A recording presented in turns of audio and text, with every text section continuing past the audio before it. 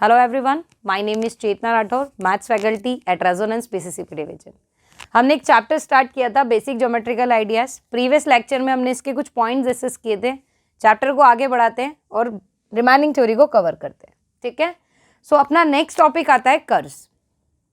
Curves क्या होते हैं उनके बारे में बात करते हैं। तो when you draw lines on a piece of paper without lifting the pencil and without using a scale, the shape that you get are called curves.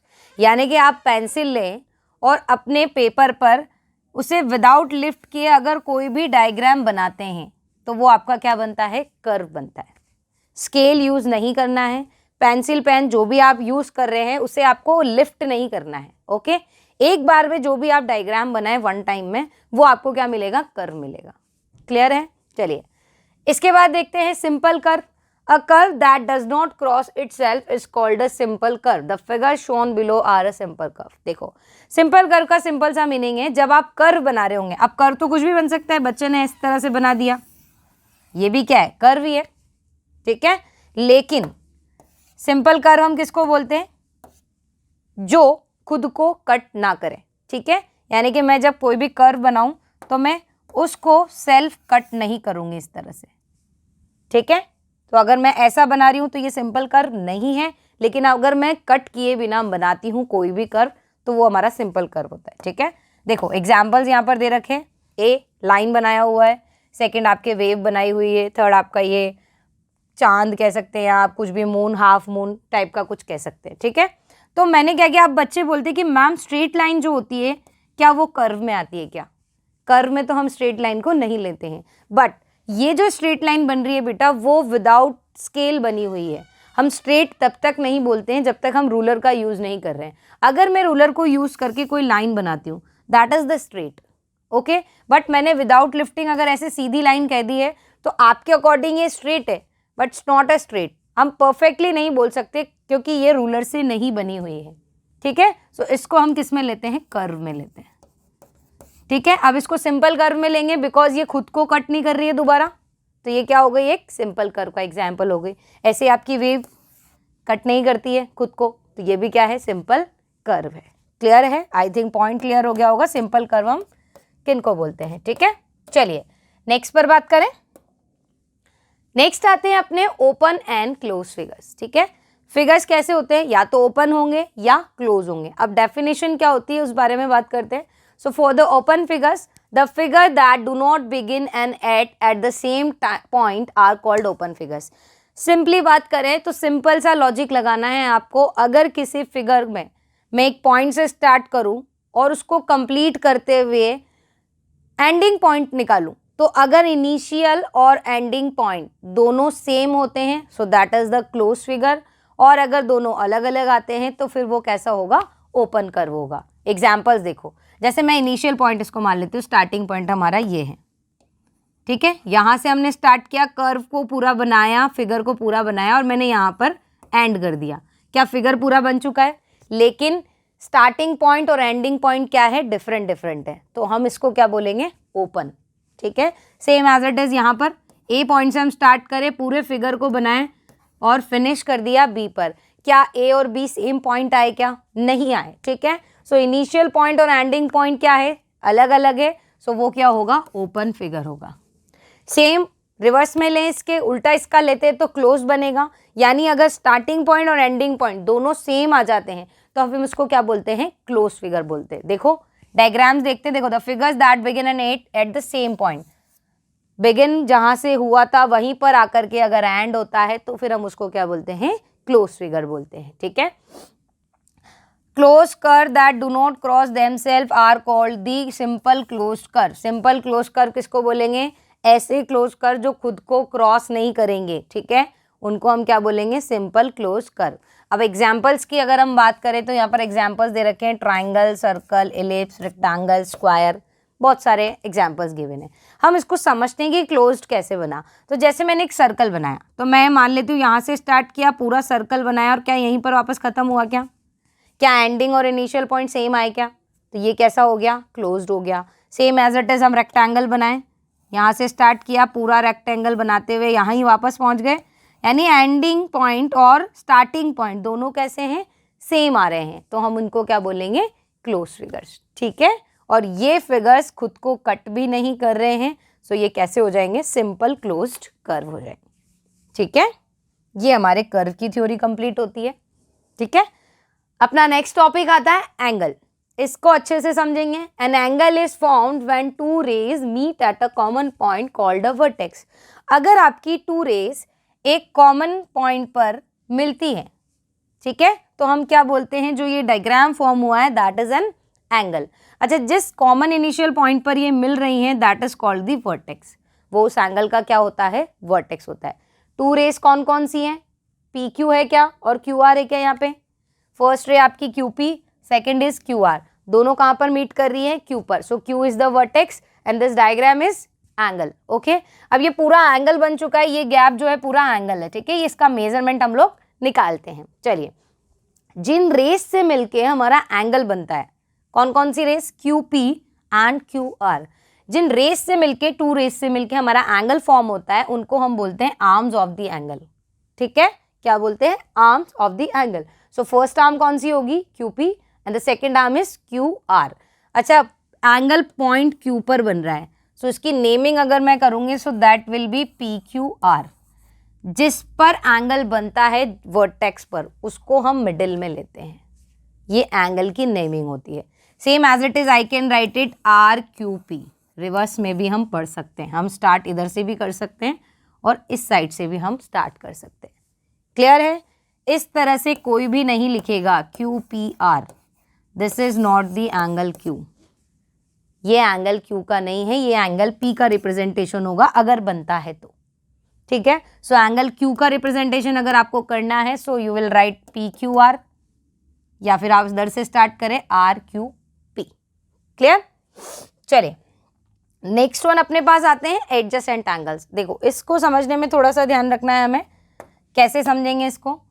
Adjacent angles में देखें, two angles which have a common arm, a common vertex and lie on the either side common arm. यहाँ पे आप एक word लगा लें, non common arm. जो आपकी नॉन कॉमन आर्म्स होंगी, ठीक है, non common arms lie on the either side of common arm are called the adjacent angle, ठीक है।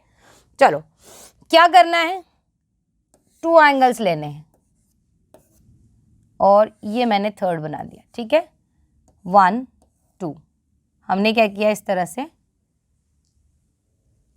बना दिया, ठीक है। अब क्या करना है, नेमिंग कर देते हैं, पी क्यू, यहाँ पे पॉइंट आर, यहाँ पे पॉइंट एस। अब हम बात करेंगे एंगल पी क्यू आर और एंगल आर क्यू एस, ठीक है। P Q R and R Q S के बारे में बात करते हैं। सो क्या दोनों में एक कॉमन आर में कॉमन वर्टेक्स है क्या, Q, P Q R Q S, Q vertex common आ रहा है। सेम एज इट इज आप देखें, एक कॉमन आर्म आनी चाहिए, कॉमन आर्म आ रही है क्या, यहाँ पर भी क्यू आर है, यहाँ पर भी क्यू आर है, यानी दोनों में कॉमन आर्म भी है। या डायग्राम में भी देखें आप, पी क्यू आर भी क्यू आर यूज़ कर रहा है और आर क्यू एस भी आपका क्यू आर को यूज़ कर रहा है, यानी कि ये वाली साइड इसकी कॉमन आ चुकी है, ठीक है। फिर हमने बोला कि जो नॉन कॉमन आर्म्स होंगी वो किस, जो कॉमन आर्म है उसकी इधर साइड है, दोनों की अलग अलग पे होना चाहिए, या तो एक इधर हो और एक इधर हो, ठीक है। दोनों एक ही साइड पर नहीं आनी चाहिए, तब हम उनसे एडजेसेंट एंगल्स नहीं बोलते हैं। अगर दोनों एक साइड पर आ गई तो एडजेसेंट नहीं है, अलग अलग पर आ रही है तो फिर वो क्या होंगे, एडजेसेंट एंगल्स होंगे। तो क्या नॉन कॉमन क्यू पी है क्या, यहाँ पे कौन है, पी क्यू, यहाँ पे कौन है, क्यू एस। क्या दोनों कॉमन आर्म के अपोजिट में है क्या, बिल्कुल, एक अप साइड पर है तो एक डाउन साइड पर है। So we can say angle P Q R and angle R Q S are the adjacent angles, ठीक है। कैसे एंगल्स है ये, एडजेसेंट एंगल्स, ठीक है। चलिए नेक्स्ट वन, पॉलीगन। एक टॉपिक है आपका पूरा, बहुत अच्छे से समझना है, इसी के सब पार्ट्स भी बाद में पढ़ेंगे, टाइप्स पढ़ेंगे इसके। सो पहले हम पॉलीगन को समझते हैं, पॉलीगन क्या होता है। चलिए, polygon is a close figure made bye joining 3 और मोर लाइन सेगमेंट। पहली बात तो वर्ड ध्यान में रखना है, लाइन सेगमेंट्स लिखा हुआ है, नॉट कर्व्स। कर्व्स से जो बनेंगे उन्हें हम पॉलीगन नहीं बोलेंगे, लाइन सेगमेंट से जो क्लोज फिगर बनेगा उसी को पॉलीगन बोलना है, ठीक है। डिफरेंस समझेंगे अभी। where each line segment intersect exactly two other line segments, triangle, quadrilateral, pentagon, ये सब क्या है, पॉलीगन के एग्जाम्पल हैं। चलो बनाना सीखते हैं। मैंने यहाँ पे एक पॉलीगन बनाया जो 3 लाइन सेगमेंट से बन रहा है। हो रहा है क्या? हर लाइन सेगमेंट अदर 2 को टच कर रहा है, ठीक है। चलो एक हमने यहाँ पे बना दिया है पॉलीगन PQR। क्या बनाया हमने? PQR। होने को तो ये क्या है, एक ट्राइंगल है। चलिए ट्राइंगल भी पॉलीगन ही है, ठीक है। तो मैं पॉलीगन समझा रही हूँ अभी आपको। पॉलीगन होता क्या है? ऐसा फिगर, सबसे पहले देखें क्लोज्ड फिगर कैसा होना चाहिए, क्लोज। क्या ये क्लोज्ड है? बिल्कुल। इनिशियल अगर यहाँ से स्टार्ट करूँ तो एंडिंग भी यहीं पर होगी, ठीक है। सेकेंड पॉइंट, 3 और मोर, मिनिमम 3 लाइन सेगमेंट्स होने चाहिए। अब 3 ही क्यों होने चाहिए, ये भी तो पता होना चाहिए ना। 3 ही क्यों लिए, 2 से क्यों नहीं? तो भाई 2 से लाइन सेगमेंट को आप ज्वाइन करेंगे तो कभी भी क्लोज्ड नहीं होगा। 2 लाइन सेगमेंट्स आप बनाइए। ये लाइन सेगमेंट्स मैंने बना दिए, कल पढ़ा था हमने लाइन सेगमेंट्स को, ABC, ये AB और BC 2 लाइन सेगमेंट्स मैंने ज्वाइन करवा दिए। क्लोज्ड बन रहा है क्या? नहीं बन रहा है। सो क्लोज्ड बनाने के लिए मिनिमम आपको 3 लाइन सेगमेंट्स की नीड होती है, ठीक है। इसीलिए हमारा जो पॉलीगन है वो कहाँ से स्टार्ट होता है? 3 लाइन सेगमेंट से स्टार्ट होता है। ज़्यादा भी ले सकते हैं, ठीक है। चलिए ये पॉलीगन नहीं है। क्यों नहीं है? क्योंकि क्लोज्ड नहीं है और डेफिनेशन में बोला गया है कि हमें क्लोज फिगर लेना है। क्लियर? चलिए ये हमारा क्या है, क्लोज्ड भी है, लाइन सेगमेंट से भी बना हुआ है, तो क्या ये पॉलीगन बोला जा सकता है? यस, ये बिल्कुल एक पॉलीगन का एग्जाम्पल है, लिखा हुआ है ट्राइंगल। ठीक है, समझ आया? So a close figure made by joining 3 और more line segment is called polygon. Clear है? चलिए कुछ इंपॉर्टेंट पॉइंट्स की बात करते हैं। जैसे any 2 sides with a common end point are called the adjacent sides. ठीक है, अगर किसी पॉलीगन में, जैसे मैंने एक और पॉलीगन यहाँ पे बना दिया, 4 लाइन सेगमेंट वाला पॉलीगन है, ठीक है, ABCD नेमिंग कर दें। ठीक है, अब ये एक पॉलीगन है, क्यों? क्योंकि क्लोज्ड है, लाइन सेगमेंट से बना हुआ है, so it is a polygon. Okay, चलिए अभी अभी बोला गया any 2 sides with a common end point. अगर 2 साइड्स का कॉमन पॉइंट आ रहा हो, एंडिंग पॉइंट, जैसे मैं यहाँ से ए पॉइंट को ले लूँ, यहाँ से AD भी है और यहाँ से AB भी है, तो क्या 2 साइड्स का कॉमन पॉइंट आ रहा है क्या हमारे पास? A, सो हम इसको क्या बोलेंगे? These are the adjacent sides. So AD and AB are the adjacent side. Same for the point B, we can say BC and BA are the adjacent. Same for the C, CD and CB, and for the D, AD and CD. ठीक है, सो अगर 2 sides का आपको common end point मिल रहा हो तो हम उनको क्या बोलते हैं? एडजेसेंट साइड्स बोलते हैं पॉलीगन के अंदर। ठीक है, सेकेंड पॉइंट आता है अपना, the line joining 2 non adjacent vertices of polygon is called a diagonal. चलिए इसको सीखते हैं। Now the second point is the line joining 2 non-adjacent vertices of a polygon is called a diagonal. ठीक है, सो diagonal समझते हैं सबसे पहले। तो मैं क्या करती हूँ, यहाँ पे एक पॉलीगन बना देती हूँ आपके, ठीक है, अ डायग्राम। ये आपका 4 साइडेड पॉलीगन, ठीक है, हमने बनाया है।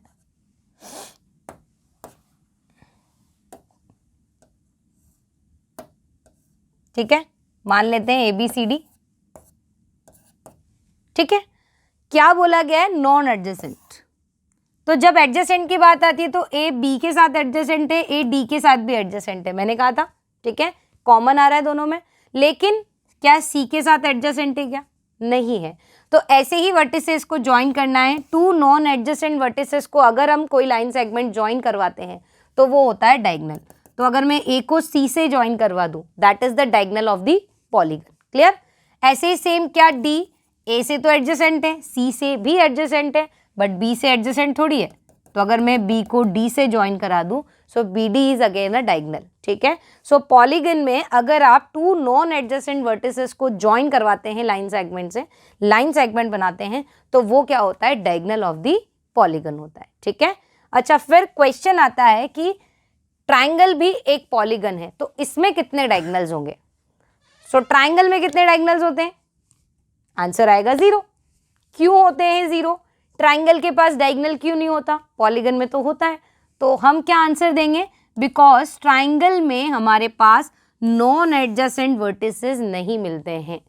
अगर मैं क्यू के लिए बात करूँ तो पी भी उसका एडजेसेंट बनेगा एंड आर भी उसका एडजेसेंट बनेगा। नॉन एडजेसेंट वर्टिसेस ही नहीं मिलेगी तो हम ज्वाइन कैसे कराएंगे, ठीक है। इसीलिए ट्राइंगल में हमारे पास डायगोनल्स नहीं होते हैं, ठीक है। चलिए नेक्स्ट वन। नेक्स्ट हमारा first type of the polygon, first polygon आता है हमारा ट्राइंगल, ठीक है। अ triangle is a close figure made of 3 line segments, ठीक है। ऐसा क्लोज फिगर जो किससे मिलके बना है, 3 लाइन सेगमेंट से मिलकर बना है, ए बी सी। क्लियर है, a close figure made up of 3 line segment, और you can say a polygon made up of 3 line segment is called triangle. Polygon के अंदर क्लोज्ड वाली कंडीशन इंक्लूड हो चुकी है, ठीक है। चलिए ट्राइंगल में हमें नजर आ रहा है 3 लाइन सेगमेंट्स हैं। अच्छा, जिन 3 लाइन सेगमेंट से ये मिलकर बना होता है उन्हें बोलते हैं sides of the triangle. It means A B, B C and A C, these are the sides of triangle. Clear है, साइड्स के लिए अगर मुझे लिखना हो तो क्या लिखूंगी, A B, B C and A C, ये क्या है, साइड्स है, okay, sides of the triangle. Okay, now talk about the vertices. So how many vertices in a triangle, where 2 line segments और where 2 sides meet, जहां पर आपकी 2 sides meet करती हैं वो आपका वर्टेक्स होता है, ठीक है। सो कितनी वर्टिसेस होंगी, A B and A C point A पर मिलती हैं तो ए वर्टेक्स हो गया, same as it is B is a vertex and C is also a vertex. So we have 3 vertices. कितने वर्टिसेस होते हैं हमारे, 3 वर्टिसेस, ओके। नेक्स्ट एंगल्स की बात करें तो this is also angle, angle B and angle C. So again we have in a triangle 3 angles, ठीक है, 3 sides, 3 vertices, 3 angles in a triangle, okay. Adjacent side की बात करें तो AB BC, AC BC और AB and AC, ये adjacent sides के pair बनेंगे और diagonals नहीं होते हैं, ठीक है। और क्या जान सकते हैं हम यहाँ पे ट्राइंगल में, डायगोनल्स में मैंने आपको रीजन दे ही दिया, बिकॉज नॉन एडजेसेंट वर्टिसेस नहीं मिलते हैं, ठीक है। पार्ट्स की बात करते हैं तो ट्राइंगल के ये मेन पार्ट्स मैं आपको बता चुकी हूँ कि हाउ मेनी साइड्स आ रहे हैं, हाउ मेनी वर्टिसेस आ रहे हैं, हाउ मेनी एंगल्स आ रहे हैं। अब बात करते हैं interior and exterior of the triangle. Triangle के अंदर जितना भी इंक्लूडेड पार्ट है, this is called the interior of the triangle, ठीक है। लाइन सेगमेंट्स का जो क्लोज फिगर हमने बनाया है, इसके जो अंदर का पूरा पार्ट है ये पूरा क्या होता है, इंटीरियर ऑफ द ट्राइंगल। और इस इंटीरियर के अलावा जितना भी आपका पार्ट बचा प्लेन में, that is exterior of the triangle. ये पूरा, ये सब किस में आएंगे, एक्सटीरियर में आएंगे। और जो ट्राइंगल के अंदर इंक्लूडेड पार्ट है, कवर्ड पार्ट है, वो आपका इंटीरियर में काउंट होगा। जैसे मैं यहाँ एक पॉइंट मार्क कर दूँ P, सो पॉइंट कैसा हो जाएगा, interior of the triangle, interior point of the triangle, ठीक है। ऐसे बाहर लगाएंगे तो एक्सटीरियर पॉइंट, ठीक है। चलिए ये ट्राइंगल की थ्योरी हो गई हमारी, ठीक है। चलिए नेक्स्ट बात करते हैं, फर्स्ट पॉइंट इसमें गिवन है मीडियन ऑफ अ ट्राइंगल, ठीक है। मीडियंस क्या होती हैं ट्राइंगल के अंदर, ठीक है। A line segment joining a vertex to the mid point of the side opposite to the vertex is called a median of triangle, okay. एक ट्राइंगल हमने फॉर्म किया यहाँ पर ABC, मीडियन क्या होगी, ट्राइंगल के किसी भी वर्टेक्स से, फॉर एन एग्जाम्पल वर्टेक्स ए मैंने लिया है, वर्टेक्स ए से मैं अगर BC के मिड पॉइंट को, यहाँ पे पॉइंट डाल देते हैं हम, पॉइंट D ले लें, सो D is the mid point of BC। अगर मैं A और D को ज्वाइन करती हूँ, so AD is the median of triangle. So a line segment joining a vertex to the mid point of opposite side is called the median of the triangle. Clear है, vertex को opposite side के mid point से join करवाना है, D is the mid point of BC। Same as it is अगर मैं बात करूं AC का मिड पॉइंट E है, okay, E is the mid point of AC and I am joining B to E। अगर मैं B एंड E को join करती हूँ, सो BE मुझे मिलेगा line segment. What is BE here, B is also the median, BE क्या है, median है। सेम फॉर द C, यहां अगर हम मिड पॉइंट F कंसिडर कर लें, यहाँ पर पॉइंट एफ कंसिडर कर लेते हैं। F is the mid point of A B, ठीक है। So if we join C to F, मैंने सी को एफ से ज्वाइन किया, we get C F. So C F also the median of the triangle. So in a triangle we have 3 medians, ठीक है। हमारे पास कितनी मीडियंस होती है? 3 मीडियंस, क्लियर। नेक्स्ट एल्टीट्यूड्स की बात करते हैं, altitudes of a triangle. So an altitude of a triangle is the perpendicular drawn from a vertex to the opposite side. ध्यान रहे, इट इज अ परपेंडिकुलर, और यहाँ हमने मिड पॉइंट से ज्वाइन करवाया था। यहाँ पर बच्चों को कंफ्यूजन बहुत ज़्यादा हो जाता है। देखो, एक ट्राइंगल फॉर्म करते हैं, A B and C, clear. अब जैसे आपने ए बी सी बनाया, मैंने क्या बोला यहाँ पे? An altitude of a triangle is the perpendicular drawn from a vertex to the opposite side. यानी मुझे एक वर्टेक्स से अपोजिट साइड पर परपेंडिकुलर ड्रॉ करना है। सो मैं एक लाइन ड्रॉ करूंगी इस तरह से, this is 90 degree. Now AD is perpendicular to BC here.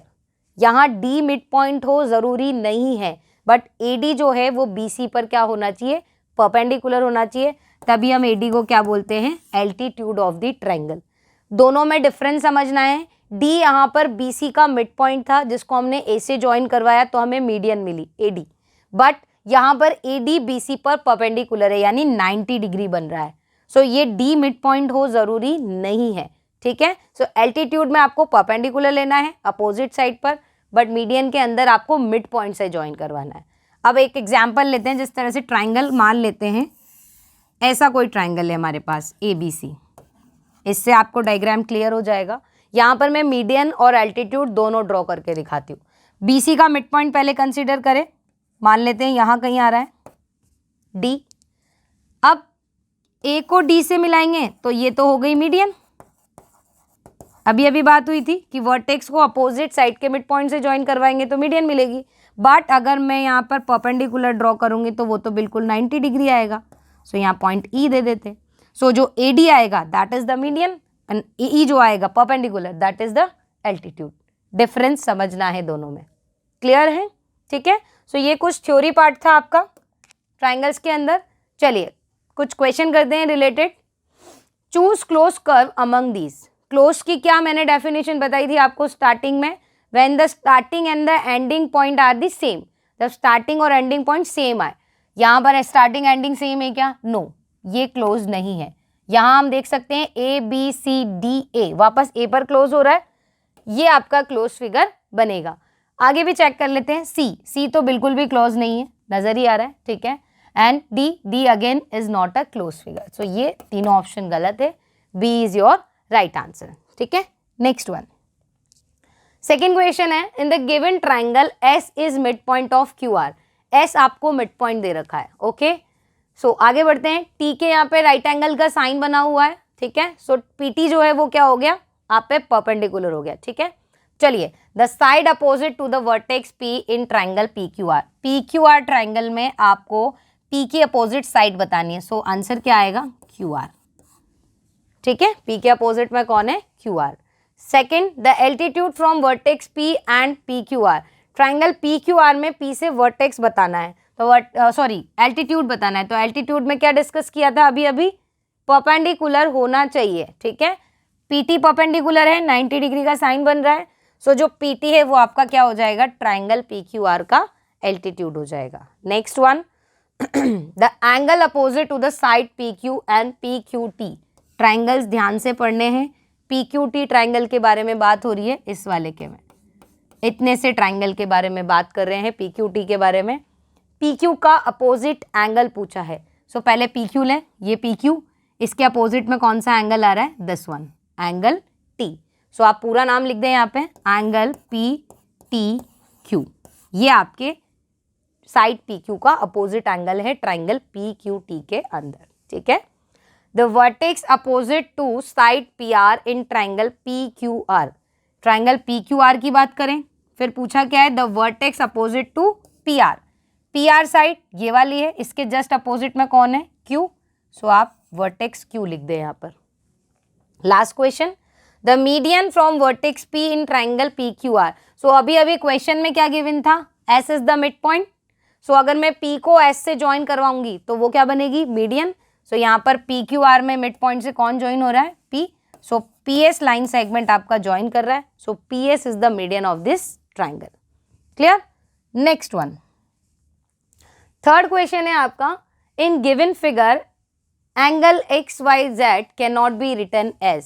मैंने स्टार्टिंग में ही आपको एंगल की नेमिंग बताई थी कि जिस वर्टेक्स पर आपका एंगल बनेगा वो मिड में आना चाहिए। सो आप अगर ट्राइंगल यहाँ पे नेमिंग लिखें तो XYZ लिख सकते हैं, या ZYX लिख सकते हैं, या XYP भी लिखा जा सकता है, या PYX भी लिखा जा सकता है, बट Y बिल्कुल मिड में ही आएगा। सो अब ऑप्शन देखते हैं। एंगल Y बिल्कुल सही है, लिख सकते हैं हम इस तरह से। इस वाले एंगल में देखें X पर बना हुआ है एंगल, जबकि बात किसकी हो रही है, एंगल Y की हो रही है। सो हम इसको इस तरह से नहीं लिख सकते। सेम एड्रेस ZYX लिखा जा सकता है, XYP भी लिखा जा सकता है। ठीक है। सो ये आपका बी ऑप्शन बिल्कुल रॉन्ग है, बिकॉज यहाँ पर X वर्टेक्स पर एंगल बनना चाहिए था। Clear. Next last question, which of the following is a simple close figure. Starting में क्या बताया था सिंपल क्लोज फिगर के लिए, ऐसे कर्व्स जो खुद को कट ना करे बनते टाइम, क्लोज कर्व हो और खुद को कट ना करें। सो क्या फर्स्ट वाला है क्या ऐसा? ऑप्शन देखें, मैं अगर इसे ड्रॉ करूंगी तो यहाँ से स्टार्ट करूंगी और वापस यहीं पर फिनिश कर दूंगी इसको। ठीक है, इस तरह से। तो क्या इसने खुद को कट किया क्या? नहीं। तो ये आपका बिल्कुल सही आंसर है। बी के लिए बात करें, यहाँ से बनाना स्टार्ट करेंगे तो ये इस तरह से कट करते हुए आ रहा है एक खुद को ही। सो ये आपका आंसर रॉन्ग है। ठीक है। Same as it is star बनाते टाइम भी क्या करेंगे आप, इस तरह से बनाते हैं तो क्या खुद को कट कर रहा है, जबकि बात क्या हुई थी, हम कट नहीं करवाएंगे, तभी हम उसको सिंपल क्लोज फिगर बोलेंगे। सो ये भी आपका रॉन्ग आंसर है। ये तो क्लोज्ड ही नहीं है, जबकि बात क्लोज्ड की हो रही है। सो ये तो क्लोज्ड ही नहीं है। ठीक है। सो आंसर क्या आएगा आपका, ऑप्शन ए। ठीक है। सो ये कुछ थ्योरी पार्ट था, नेक्स्ट हम डिस्कस करते हैं नेक्स्ट लेक्चर में। Thank you.